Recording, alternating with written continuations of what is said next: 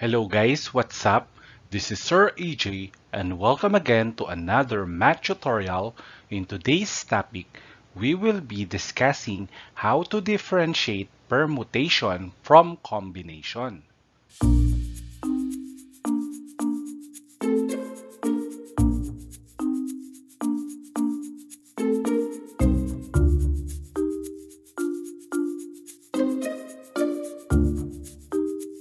Let's have the following objectives in today's topic.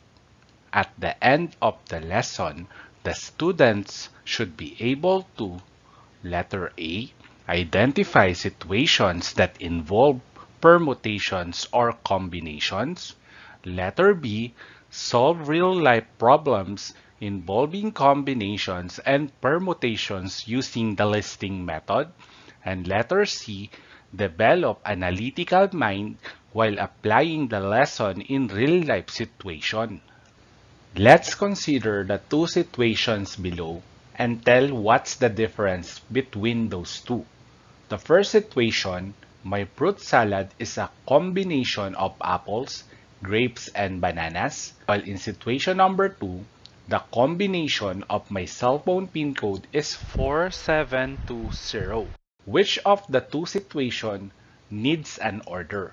And which of these two situations does not need an order? So in situation number 1, this is just a combination of fruits to form a fruit salad.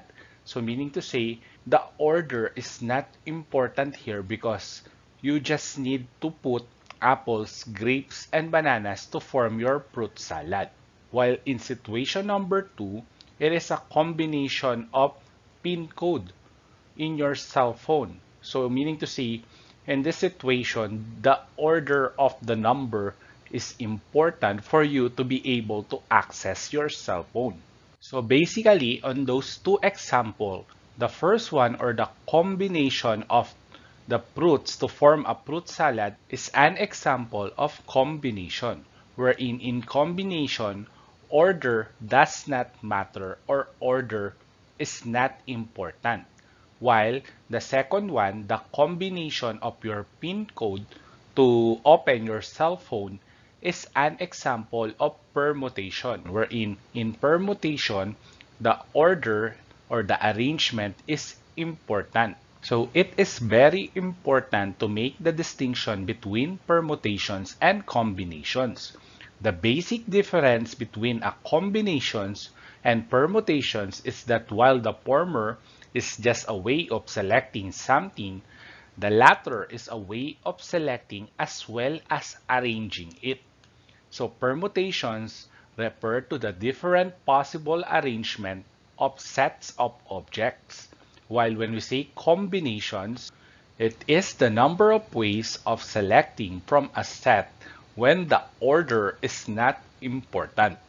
Let's have this example. The principal of Giants has to select 3 students from a group of 5 candidates, namely Anna, Bernard, Carlo, Darna, and Efren, to attend the leadership training as president, vice president, and secretary to be held at Emu Sports Complex. How many different ways can this be done if: number 1, the students are distinct; number 2, the students are not distinct? So when we say distinct, the order is important here because they are different with each other. So the word distinct indicates permutation, while the word not distinct indicates combination. So let's now solve for number 1. If the students are distinct, we are picking a triple with each of them being a candidate, and order matters.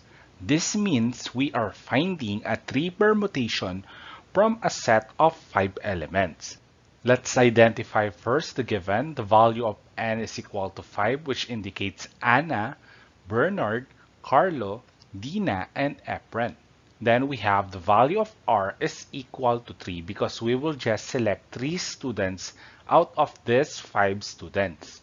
Now, as I have said earlier, distinct means they are different with each other. So when we have the word distinct, then it indicates permutation. So we will use the formula of permutations of n objects taken r at a time.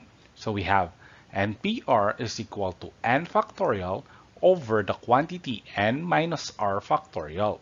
All we need to do is to substitute the corresponding values. So the value of n is equal to 5. Bring down p. The value of r is equal to 3 equals the value of n is equal to 5 followed by the factorial symbol all over open parentheses times the value of n is equal to 5 minus the value of r is equal to 3 close parentheses followed by the factorial symbol. And then after that, we will simplify. Bring down 5p3 equals, press 5 on your calculator, then followed by the factorial symbol, then equal sign. 5 factorial is equal to 120. And then 5 minus 3 is 2. Then copy open and close parentheses, factorial symbol.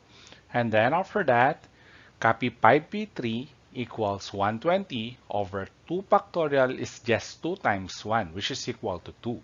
And then to get the answer, 120 divided by 2 is equal to 60.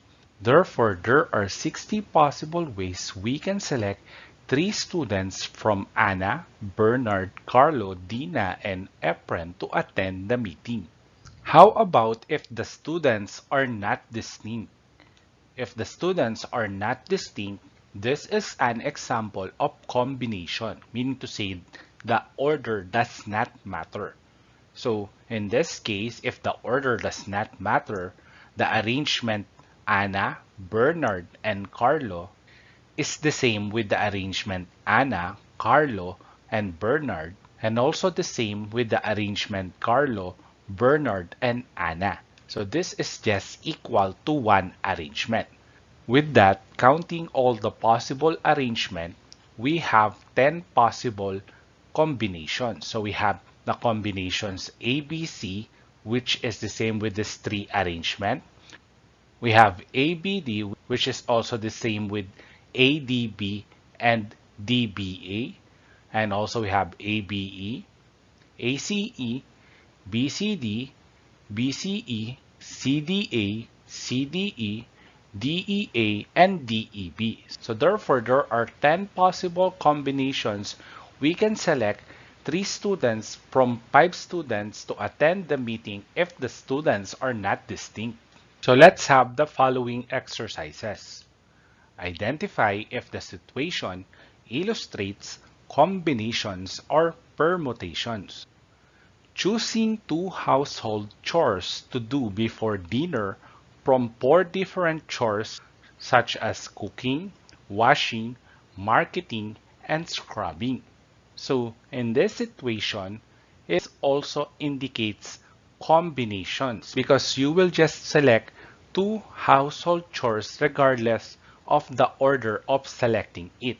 You can select cooking first or washing, or you can select washing first then cooking. So order does not matter. You just need to select 2 household chores regardless of the order. So this situation indicates combinations. Let's have the next situation. We have forming a committee of 4 members from 5 people: Alma, Brando, Charlie, Dana, and Ella. This example also indicates combinations because we will just select 4 members out of these 5 people, regardless of the order. So this is an example of combinations. And then for our last example or situation, 4 people, Ivy, Cheska, Neil, Max, posting picture in a row.